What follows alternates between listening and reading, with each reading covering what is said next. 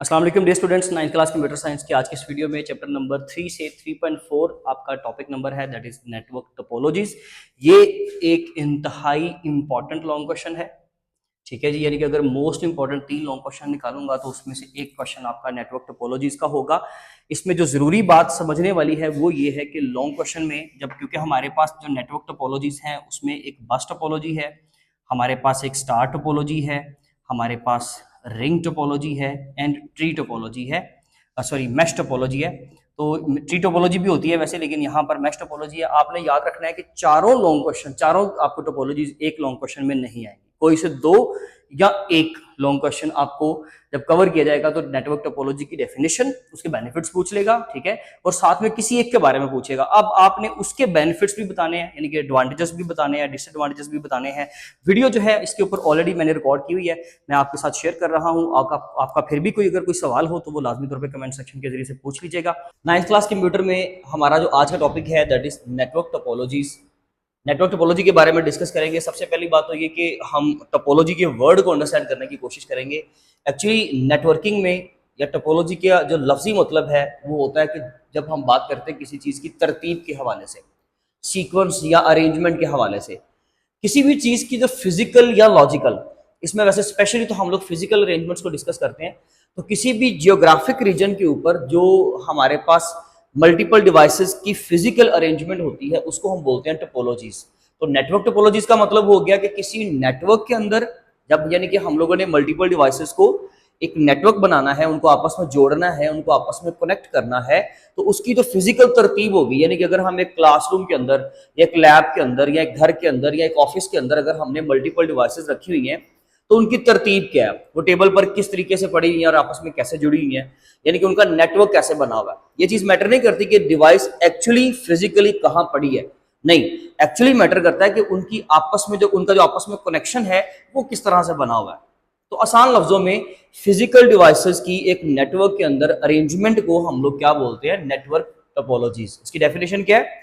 Network topologies are methods used to define the arrangement of different devices in a network। यानी कि एक network के अंदर devices की फिजिकल अरेंजमेंट को हम लोग क्या बोलते हैं, नेटवर्क टोपोलॉजी कहते हैं। ये दो एस्पेक्ट्स को डील करता है, एक तो फिजिकल लेआउट को और नंबर 2 पे नेटवर्क डाटा फ्लो को। इसका स्क्रीनशॉट ले लीजिएगा, ये बहुत दो इंपॉर्टेंट पॉइंट्स हैं। देखें, नेटवर्क टोपोलॉजी एक्चुअली हमें क्या देता है, हमें उससे क्या बेनिफिट मिलता है या उससे हमें क्या सीखने को मिलेगा, ये हमें किस चीज के बारे में सिखाता है, फिजिकल लेआउट। एक तो हमें ये पता चलता है कि हमारी डिवाइसेस आपस में किस तरीके से प्लेस्ड है और कैसे कनेक्टेड है, यानी कि उनकी तरतीब क्या, उनका सीक्वेंस क्या, फिजिकल लेआउट क्या है। नंबर 2 पे नेटवर्क डाटा फ्लो, यानी कि नेटवर्क का जो डाटा है उसका डाटा का फ्लो क्या है, यानी कि इस डिवाइस से यहां डाटा आ रहा है या यहां से यहां जा रहा है, या उनकी क्या तरतीब है, किस तरह से डाटा फ्लो कर रहा है। ये सारी चीजें हम डिस्कस करते हैं किसके अंदर, नेटवर्क टोपोलॉजीज के अंदर। नेटवर्क टोपोलॉजीज में किसी भी एक टोपोलॉजी अगर बात कर ले, we have 4 different types of topology, से ज्यादा भी हो सकती है, लेकिन हम लोग जो है हमारे सिलेबस के अकॉर्डिंगली सिर्फ 4 है। बस topology, star topology, ring topology and mesh topology. किसी भी टोपोलॉजी के अंदर आपको जो डिवाइसेस नजर आ रही हैं, the devices that are connected in a network, उनको हम क्या बोलते हैं, उन ईच डिवाइस को हम क्या कहते हैं, नोड कहते हैं।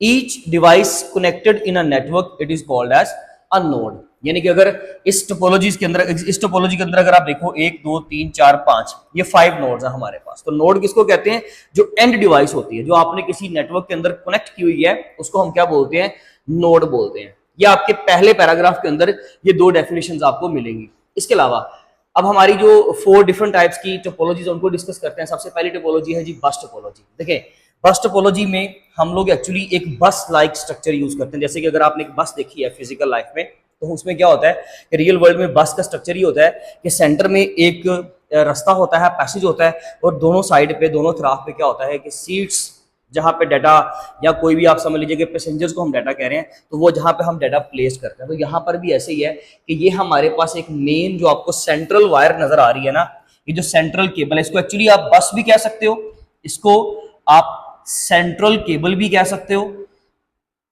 ठीक है। इसके अलावा इसके लिए सबसे इंपॉर्टेंट कीवर्ड जो है, इसको बैकबोन ऑफ द टोपोलॉजी भी कहते हैं। It is a backbone of your topology. ये जो आपकी सेंट्रल वायर है, ये इस वायर को हम लोग बोलते हैं, ये इसका एंड पॉइंट है। एक ये एंड पॉइंट है, एक ये एंड पॉइंट है, और ये जरूरी नहीं कि यहां तक ही हो, ये इससे आगे भी एक्सटेंड हो सकता है, ये इससे आगे भी एक्सटेंड हो सकता है। टोपोलॉजी के अंदर जो बड़ी ही सिंपल सी डेफिनेशन है ना, वो तो सिंपल आप बुक से भी रीड कर सकते हो, लेकिन एक्चुअली उसमें हमें 2-3 तरह के एस्पेक्ट्स देखने हैं। आप याद रखिएगा, जब भी आप टोपोलॉजी के ऊपर नोट लिखेंगे तो आपको ये सारे पॉइंट्स कवर होने चाहिए। एक तो आप उस टोपोलॉजी की डेफिनेशन लिखोगे, उसकी एग्जांपल दोगे, उसकी डायग्राम बनाओगे, ये 3 पॉइंट हो गए। इसके अलावा आप उसके बेनिफिट्स बताओगे, ठीक है, उसके ड्रॉबैक्स बताओगे। तो ये सारी चीजें आपको जो है वो तैयार होनी चाहिए। देखिए बस टोपोलॉजी अगर हम बात करें तो we have a central wire, central एक मेन केबल है जिसके साथ आप लोगों ने क्या किया हुआ है, दोनों साइड पे सिस्टम्स को अटैच किया हुआ है। आपने यहां से एक वायर ली, ये अटैच कर दी, यहां से वायर ली, ये अटैच कर दिया, इसी तरीके से आपने ऊपर भी 3 सिस्टम अटैच कर दिए। क्या एक क्वेश्चन यहाँ पर आता है, एक बच्चा पूछता है कि जी क्या यहाँ पर सिर्फ 5 सिस्टम्स ही हो सकते हैं? जी नहीं, ऐसा नहीं है, एक भी हो सकता है, 10 भी हो सकते हैं और 10,000 भी हो सकते हैं। वो डिपेंड करता है कि आप कितने बड़े पैमाने पे ये काम कर रहे हो। यानी कि आपने वो जो नेटवर्क बनाना है, एक्चुअली तो आप एक नेटवर्क ही क्रिएट कर रहे हो ना, ताकि डिवाइसेस आपस में डाटा को शेयर कर सकें। तो वो डिपेंड करता है कि आप कितने बड़े पैमाने पे, ये कितने बड़े स्केल पे आप उसको लेके जा रहे हो। तो यहाँ पर हमारे पास 4 भी हो सकती है, 10 भी हो सकती है, तो वो कोई इशू नहीं। हमने फिलहाल 5 डिवाइसेस बनाई है। क्या ऐसा जरूरी है कि जी ऊपर ज्यादा और नीचे कम होनी चाहिए? नहीं, बिल्कुल ऐसा जरूरी नहीं है। आप सारी नीचे लगा दो, कोई इशू नहीं है, ऊपर ना लगाओ। लेकिन एक्चुअली जो एथिकल वे है वो क्या है कि हमें दोनों साइड पे डिवाइसेस को अटैच करना है, राइट। अब यहां पर जो डिवाइसेस हैं आपस में 1-to-1 कनेक्शन से अटैच नहीं है, याद रखिएगा, इसमें 1-to-1 कनेक्शन नहीं है, ठीक है। अब होता क्या है कि जी जब हम ये सारे सिस्टम्स को इस मेन सेंट्रल वायर के साथ अटैच कर देते हैं ना, तो they are able to transfer the data. अब ये क्या होगा कि डाटा को ट्रांसफर कर पाएंगे किसके साथ? आपस में डाटा को एक्सचेंज कर सकते हैं, डाटा को शेयर कर सकते हैं। अगर इस कंप्यूटर ने इस कंप्यूटर से कम्युनिकेशन करनी है, डाटा भेजना भेज सकता है, इसने इससे करनी है जी बिल्कुल भेज सकता है, with the help of this wire. इसलिए ये डायरेक्टली अटैच्ड नहीं है, ये with the help of this main wire, this central cable, this backbone, वो अटैच है। इस वजह से ये पॉइंट टू पॉइंट कनेक्शन नहीं है, यहाँ पे डिवाइसेस के दरमियान में पॉइंट टू पॉइंट कनेक्शन नहीं है। इसको बोलते हैं हम लोग बस टोपोलॉजी। इसमें जिस तरह से नंबर ऑफ सिस्टम्स आप बढ़ाते जाओगे अगर आप नंबर ऑफ सिस्टम बढ़ाते जाओगे तो आपके पूरे नेटवर्क की टोपोलॉजी की स्पीड कम होती जाएगी। इसका मतलब है कि स्पीड जो है वो इनवर्सली प्रोपोर्शनल है नंबर ऑफ डिवाइसेस के। जितनी ज्यादा नंबर ऑफ डिवाइसेस, स्पीड उतनी कम, और जितनी नंबर ऑफ डिवाइसेस कम होंगी, स्पीड उतनी ज्यादा होगी, क्योंकि उसमें डाटा रेट फिर ज्यादा फास्टर होता है। आपकी केबल जो है वो ज्यादा बिजी नहीं होती, यानी कि बाकी की ट्रैफिक के साथ बिजी नहीं होती। अगर नंबर ऑफ सिस्टम्स कम है तो जरा अच्छे तरीके से कम्युनिकेशन हो सकती है, राइट। उसके अलावा फिर यहाँ तो आप एक अच्छी जो है वो क्वालिटी की वायर यूज कर सकते हो। इस वायर की और इन वायर्स की क्वालिटी का भी जो है वो डिफरेंस होता है, याद रखिएगा।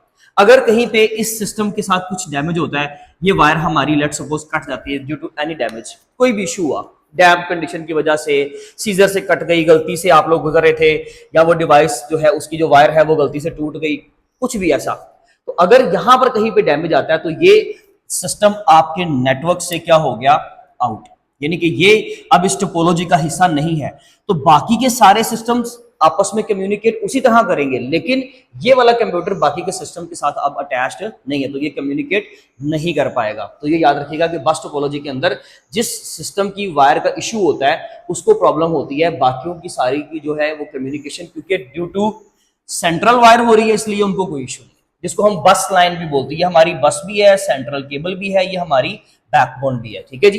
तो इसकी हेल्प से आपकी कम्युनिकेशन हो रही है। लेकिन लेट्स सपोज दैट कि अगर कहीं यहाँ पे डैमेज आ जाता है, यहाँ पे या यहाँ पे किसी भी जगह पे, आप बोलेंगे यहाँ पे इस तरफ तो डिवाइसेज ही नहीं है, तो भाई लेकिन करंट तो सारा जो सिग्नल है वो तो इसी वायर से गुजर रहा है ना, तो कोई इशू नहीं। अगर आप इसको एंड पॉइंट से भी कोई इशू होता है, यानी कि मेन जो सेंट्रल केबल है, जो आपकी बैकबोन, अगर उसको कहीं पे इशू आता है, वो कहीं से कट जाती है या डैमेज हो जाती है, खराब हो जाती है, तो फिर आपका सारा नेटवर्क डेड हो जाएगा और आपकी कम्युनिकेशन जो है वो रुक जाएगी। नंबर 2 पे, अच्छा इसमें एक एग्जांपल है जो आपकी बुक के अकॉर्डिंगली, ये बचा रहा हूं कि कोई पॉइंट स्किप ना हो, बुक के अकॉर्डिंगली उन्होंने कहा कि एक चाक बोर्ड है इन क्लास, जैसे ये हमारे पास एक बोर्ड है लेट्स सपोज, तो कहता है कि एक बोर्ड है क्लास के अंदर और टीचर ने उसके ऊपर नोट्स लिखे हैं, तो बाकी के सारे जितने भी क्लास के बच्चे होंगे क्या करेंगे, एक ही चाक बोर्ड को नोट्स को रिटर्न पर्पस में लाने के लिए, रिटर्न में लाने के लिए एक ही बोर्ड को क्या कर रहे हैं, यूज कर रहे हैं। तो इसका मतलब यह है कि वो एक कम्युनिकेशन केबल, आप बोर्ड को एक कम्युनिकेशन केबल कह लो, वो उसको शेयर कर रहे हैं। तो वो किसकी एग्जांपल होगी? बस टोपोलॉजी की। तो उसने रियल लाइफ एनालॉजी से उसको जो है वो रिलेट किया। नंबर 2 पे स्टार टोपोलॉजी। स्टार टोपोलॉजी का हरगिज ये मतलब नहीं है कि यहाँ पे स्टार का स्ट्रक्चर होगा, नो, ये स्टार फिश कह सकते हैं आप, ठीक है। एक तो हम जैसे इस तरह से स्टार बनाते हैं ना, ये वो वाले स्टार की बात नहीं हो रही। उससे रिलेट कर सकते हो आप, लेकिन एक्चुअली ये बात नहीं है। तो स्टार फिश में फिर क्या होता है, मतलब मैं ये कहना चाह रहा हूं कि इसमें नंबर ऑफ सेगमेंट्स 5 नहीं होंगे, वैसे आप इसको स्टार कह लो, क्योंकि इसमें आपके पास एक सेंट्रल जो है वो पॉइंट है और उस पॉइंट के साथ आपने फर्दर जो है क्या किया, ये सेगमेंट्स को अटैच किया हुआ है। तो उस सेंस में आप कह सकते हो कि जी ये हमारे पास क्या है, एक स्टार है। तो ये स्टार टोपोलॉजी के अंदर क्या होता है, हम एक सेंट्रल हब यूज करते हैं, एक सेंट्रल स्विच भी उसको कह सकते हैं, याद रखिएगा यहां पे आपने वर्ड याद रखना है कि हम उसको स्विच भी कह सकते हैं, या फिर हमारी ये हब होती है जो हम सेंट्रल में इस्तेमाल करते हैं। ये आप अपने प्रीवियस लेक्चर में पढ़ के भी आए हो हब या स्विच के बारे में। तो इसने क्या किया हुआ विद इन अ लैन, ये नीचे डू यू नो के बॉक्स में लिखी हुई है लाइन कि एक लोकल एरिया नेटवर्क के अंदर इसने तमाम सिस्टम्स को आपस में क्या किया हुआ है, अटैच, और वो सारे systems with the help of this hub आपस में अटैच्ड है और डाटा को शेयर कर सकते हैं। अगर हमारी ये हब खराब हो गई, अगर यहां पर कोई मसला आता है, तो भाई आपके सारे सिस्टम्स की जितने भी हैं उनकी जो कम्युनिकेशन है वो रुक जाएगी। क्यों? क्योंकि आपकी सेंट्रल हब खराब होगी। और उससे क्या हुआ, उससे क्यों, क्योंकि वो सारी जो कम्युनिकेशन थी with the help of hub हो रही है। इस कंप्यूटर ने यहां फाइल भेजनी है तो with the help of hub भेजनी है। यहां पर भी इसका मतलब ये हुआ कि 1 to 1 कनेक्शन नहीं है, यहां पर डिवाइसेस आपस में अटैच्ड है लेकिन with the help of this hub main switch, right. तो इस हब को हम डाटा फ्लो रिपीटर भी कहते हैं, क्योंकि इसी की वजह से आपके सारे सर्कल के अंदर, टोपोलॉजी के अंदर या नेटवर्क के अंदर डाटा जो है वो फ्लो कर रहा है। तो याद रखिएगा कि स्टार टोपोलॉजी के अंदर अगर यहां पर लेट सपोज किसी सिस्टम को इशू होता है, ये वायर कट जाती है या ये सिस्टम वैसे खराब हो जाता है, तो भाई सिर्फ ये आउट हुआ है, कोई इशू नहीं है, बाकी की हब ठीक है, बाकी के सिस्टम्स ठीक है, वो आपस में कम्युनिकेट करेंगे, ओके। लेकिन अगर हब खराब होगी तो इसका मतलब है कि ये सारा सिस्टम भी हमारा खराब हो गया। नंबर ऑफ सिस्टम्स को बढ़ाने से आपकी जो है वो इसकी एक तो नंबर ऑफ पोर्ट्स होनी चाहिए ना। अगर लेट्स सपोज इसमें नंबर ऑफ पोर्ट्स है 5, तो ठीक है, फिर आप 5 डिवाइसेस अटैच कर सकते हो। नंबर ऑफ पोर्ट्स अगर ज्यादा है तो भाई ठीक है, आप सिस्टम्स की तादाद बढ़ा सकते हो, लेकिन सिस्टम की तादाद बढ़ाने से क्या होगा कि इसके अंदर की जो स्पीड है इसकी जो वो कम हो जाएगी। लेकिन याद रखिएगा बस टोपोलॉजी का स्ट्रक्चर इजी था, ये बेनिफिट्स के पॉइंट है। बस स्ट्रक्चर का जो था उसका स्ट्रक्चर जो था वो इजी था। ये as compare to bus topology थोड़ा सा कॉम्प्लेक्स होता है, ठीक है। लेकिन इसका बेनिफिट ये होता है कि इसके अंदर हमारे पास जो है हब एक सेंट्रल स्विच इस्तेमाल हो रहा है, यहां पर कोई हम मेन वायर यूज नहीं कर रहे, तो वायर की इंस्टॉलेशन नहीं करनी पड़ती, ये इसका बेनिफिट है। नुकसान की बात करें तो नंबर ऑफ सिस्टम्स को बढ़ाने से आपके सिस्टम की स्पीड स्लो हो जाएगी, यानी कि नेटवर्क की स्पीड स्लो हो जाएगी, ये ड्रॉबैक का पॉइंट है। तो यहां पर ड्रॉबैक का पॉइंट क्या है कि भाई हमें यहां पर लेंथ ऑफ वायर बहुत ज्यादा चाहिए होती है। देखें आपने ये अलग से रूम में अटैच किया हुआ, ये अलग रूम में पड़ा है, ये सिस्टम अलग रूम में पड़ा है, हब कहीं बाहर पड़ी है, ठीक है जी। तो वो आपको फिर डेफिनेटली नंबर ऑफ जो लेंथ ऑफ वायर है वो बहुत ज्यादा होती है। इसको मोस्टली हम इंस्टॉल करते हैं एक लैब के अंदर या एक टेबल के अंदर, हमने वो टेबल के नीचे वो वायर गुजारी होती है, दोनों तरफ सिस्टम लोग अटैच करके बैठ जाते हैं। लेकिन इसको तो खास करके जैसे कि आप लोगों का इंटरनेट यूज करते हो, ISPs यूज करते हो, लेट्स सपोज PTCL की बात कर लें, तो PTCL क्या करता है, PTCL की एक मेन हब या स्विच बाहर कहीं टाउन में लगा होता है, मोहल्ले में कहीं बाहर टावर के ऊपर, और उसके साथ उन्होंने बहुत सारे घरों को अटैच किया होता है, तो लेंथ ऑफ वायर इसलिए बहुत ज्यादा होती है। Ring topology it's a ring like structure, circular structure होता है, और एक ही वायर के साथ, एक सिंगल वायर है, एक ही क्वालिटी की वायर है, एक ही क्वालिटी के साथ we have connected the 5 systems. क्या जरूरी है 5 ही हो? नहीं, 2 भी हो सकते हैं, 1 भी हो सकता है, 10 भी हो सकते हैं, 10,000 भी हो सकते हैं, जितने मर्जी अटैच कर लें। अब मल्टीपल सिस्टम्स आप अटैच कर देते हो तो रिंग लाइक स्ट्रक्चर में क्या होता है कि भाई आपका जो है वो किसी एक तरफ से, सपोज कर ले ये डायरेक्शन हम यूज करें, ये डायरेक्शन कौन सी होती है, ये हमारी है anti clockwise direction, right. Clockwise ये होती है, ये एंटी क्लॉकवाइज डायरेक्शन है। और याद रखिएगा दोनों डायरेक्शंस हमारे पास हो सकती हैं, क्लॉकवाइज भी हो सकती है और एंटी क्लॉकवाइज भी हो सकती है, ठीक है। अगर लेट्स सपोज ये सिर्फ एंटी क्लॉकवाइज है तो इसको बोलेंगे unidirectional, one directional, one way. तो सिर्फ यानी कि आपका डाटा किसी एक डायरेक्शन में ट्रैवल कर सकता है, और वो कौन सी है, एंटी क्लॉकवाइज, राइट। तो ठीक है जी, फिर ये सिस्टम इसको फाइल ट्रांसफर कर सकता है, ये इसको ट्रांसफर कर सकता है, इसको रिले रेस से उन्होंने रिलेट किया है। और इसकी एग्जांपल हम स्किप कर गए थे, इसकी एग्जांपल आप ऐसे समझ लीजिए कि जैसे हम लोग, वैसे तो मैंने PTCL की एग्जांपल दी है, बेशक आप ये वाली लिख लीजिए, या जो बुक में आपके मेंशन है, तो वो कहता है कि एक प्रिंसिपल ऑफिस है, तो मल्टीपल क्लासरूम्स के अंदर उसी का आना जाना है और वो सबके साथ कनेक्टेड है और सबकी एक्सेस है उस प्रिंसिपल ऑफिस तक। तो ये एग्जांपल आपने बुक के अकॉर्डिंगली जो है वो याद रखनी है। यहां पर 1 to 1 कनेक्शन है, दो नेबर्स का आपस में 1 to 1 कनेक्शन है, दो नेबर्स का आपस में 1 to 1 कनेक्शन है, दो नेबर्स का 1 to 1, दो नेबर्स का 1 to 1। इन दोनों का 1 to 1 कनेक्शन नहीं है, इन दोनों का 1 to 1 कनेक्शन नहीं है, क्योंकि ये नेबर्स नहीं है, ये नेबर्स हैं। तो इनका 1 to 1 कनेक्शन है। तो याद रखिएगा ये आपकी क्लॉकवाइज एंटी क्लॉकवाइज दोनों डायरेक्शन यूज कर सकती है। अगर वन वे है तो सिर्फ एक यूज करेगी, या क्लॉकवाइज या एंटी क्लॉकवाइज। अगर क्लॉकवाइज होती तो यहां से यहां फाइल आ सकती है, यहां से यहां आ सकती है, इस डायरेक्शन में बस। अगर इस कंप्यूटर ने इसके साथ कम्युनिकेशन करनी है और आप क्लॉकवाइज डायरेक्शन यूज कर रहे हो, इस कंप्यूटर ने इसके साथ कम्युनिकेट करना है और क्लॉकवाइज, तो भाई वो फ्लो यहां से ऐसे होगा। इसका मतलब है पहले मैसेज यहां पे आएगा, फिर यहां पे, फिर यहां पे। तो ड्रॉबैक का पॉइंट समझ गए हो? ड्रॉबैक पॉइंट ये है कि यहां पर डाटा की तो बहुत ज्यादा सिक्योरिटी नहीं होती। अगर ये सिस्टम खराब हो गया तो भाई बाकी का, इसका मतलब है सारा नेटवर्क ही डेड हो गया, क्योंकि यहां से ट्रैफिक ही ब्लॉक हो गई। यहां से होगी आगे जाना ना। रिले रेस में क्या होता है, एक बंदा कोई भी चीज जो उनके पास एक पर्टिकुलर वेट होता है वो आगे पास करता है, देन अगला बंदा दौड़ता है। एक सर्कल में हमने ये रेस कंप्लीट करनी है, तो वो मैं उसको आगे पास करूंगा, वो उसको आगे पास करेगा, एंड सो ऑन। इसी तरीके से हम टारगेट पोजीशन तक पहुंचेंगे। तो यहां पर इसने तो इसको पास कर दिया, लेकिन ये तो खराब है, तो भाई ठीक है, खराब है तो इससे आगे नहीं जा सकते, मैं उससे अगले बंदे को नहीं पहुंचा सकता। रिले रेस के अंदर रूल्स हैं। तो यहां पर भी रूल है कि आप ये कंप्यूटर डायरेक्ट इसको नहीं भेज सकता, उसने पहले इसी को भेजना है। तो जब इसी को डाटा भेजेगा और अगर ये सिस्टम खराब है या यहां पर कहीं पर मसला है या यहां पे कहीं मसला है, तो उससे आगे की ट्रैफिक रुक जाएगी, उससे आगे आप फ्लो नहीं कर पाओगे, डाटा आपका नहीं जा पाएगा। ये रिंग टोपोलॉजी के मसले हैं, ठीक है। हाँ, अगर आप टू वे यूज करते हो, टू वे में क्या होता है कि भाई अगर आप क्लॉकवाइज भी और एंटी क्लॉकवाइज दोनों डायरेक्शंस यूज कर रहे हो, जिसको बाय डायरेक्शनल कहते हैं। बाय डायरेक्शनल में क्या होता है, क्लॉकवाइज भी हो सकती है, एंटी क्लॉकवाइज भी, लेकिन स्टिल वो पॉइंट वहीं पे है कि अगर कहीं पे भी वो मसला होता है, सारी ट्रैफिक डेड, यानी कि सारा नेटवर्क आपका डेड हो जाएगा। मैश टोपोलॉजी, मैश टोपोलॉजी जो होती है ये बहुत इंपॉर्टेंट है, सबसे कॉम्प्लेक्स स्ट्रक्चर है। याद रखिएगा, ये ड्रॉबैक का पॉइंट है। लेकिन बेनिफिट का पॉइंट क्या है कि सारे आपस में 1 to 1 कनेक्टेड है। हर कंप्यूटर, नो नेबर, ये वाला इसके साथ भी अटैच है, इसके साथ भी, इसके साथ भी, इसके साथ भी। इसी तरह से ये कंप्यूटर भी सबके साथ अटैच है, ये भी सबके साथ, ये भी सबके साथ। तो यहां पर जो है 1 to 1 कनेक्शन है और हर कंप्यूटर के लिए है।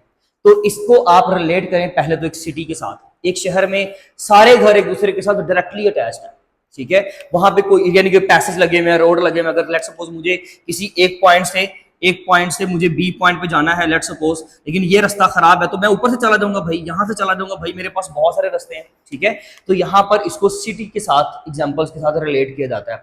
मैश टोपोलॉजी का स्ट्रक्चर ज्यादा कॉम्प्लेक्स होता है, इसके अंदर कॉस्ट ज्यादा आती है, क्योंकि लेंथ ऑफ वायर बहुत ज्यादा हो जाती है। यानी कि आपके पास लेट्स सपोज अगर आपने एक भी सिस्टम मैंने अटैच करना है, जरा इस पॉइंट को समझिएगा, मैंने ये सिस्टम अटैच करना है लेट्स सपोज, तो भाई मुझे एक नहीं, मुझे सारी इतनी सारी वायर चाहिए, जो उसको मैंने कनेक्शन सबके साथ देना है। इसलिए ये बहुत ज्यादा एक्सपेंसिव पड़ जाता है, बहुत ज्यादा कॉस्टली पड़ जाता है। लेकिन कॉम्प्लेक्स होने के साथ, महंगा होने के साथ, हमें बेनिफिट्स भी तो दे रहा है ना, कि आप डायरेक्टली सबके साथ अटैच हो।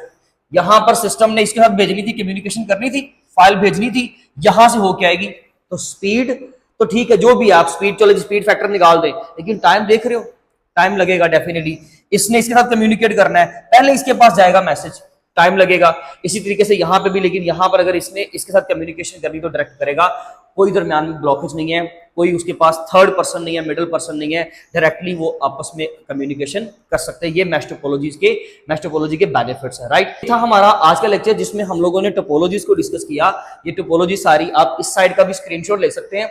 याद रखिएगा, टोपोलॉजी जो प्रीवियस जो पहले बुक चल रही थी 9th क्लास के लिए, उसमें भी एक इंपॉर्टेंट लॉन्ग कंसिडर होता था, यहाँ पे भी एक इंपॉर्टेंट लॉन्ग कंसिडर होगा। लेकिन ये जरूरी नहीं है कि 4 की 4 ही लिखने को कह दिया जाएगा, नो, कभी कभार 1 भी आ जाती है, 2 भी आ जाती हैं, बस इससे ज्यादा आपको नहीं कहा जाएगा। लेकिन कौन सी आएंगी इसलिए आप ये नहीं कह सकते, इसलिए आपको सारी ध्यान करनी है। तो ये थी हमारी आज की वीडियो। अब इंशाल्लाह मिलेंगे अपने नेक्स्ट लेक्चर में, तब तक अपना बहुत ज्यादा ख्याल रखें। Thank you so much, Allah Hafiz.